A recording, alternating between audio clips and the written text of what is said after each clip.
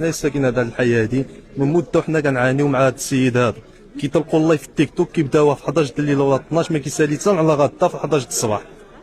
الصداع والهرج والتخسر د الهضره ما كيخليو ما كيقولوا. هضرنا معاهم المره الاولى ما كاينش اللي جاوبك، المره الثانيه كذلك، المره الثالثه عاودت عندنا الام ديالو بقات كتسب، بقات لنا اللي بغى المدعى يمشي لكوميساريات العوامه او لا يمشي للدائره 10. داكشي اللي كان يما عملنا شكايه.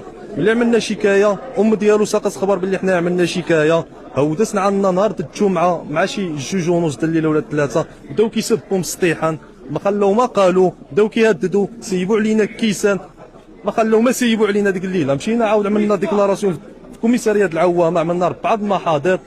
اليوم جات عندنا الصحافه، ملي شافت معنا الصحافه هودات عاود بدات كتسب وكتقصر الهضره، خرجت بالهراوه كتبغي تضرب الشباب، ضربت واحد 2 دراري هنا، واحد دفعات وطاح على الطوموبيل. المهم هادو داتهم الاسعاف وبقات كتسب وما خلات ما قالت وكتقول شي كلام كبير.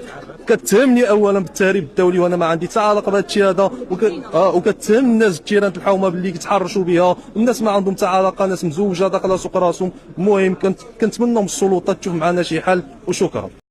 هي هادشي كامل واقع. يا والله هادي مخلق. طلب الله ترجع الامور لمجاريها.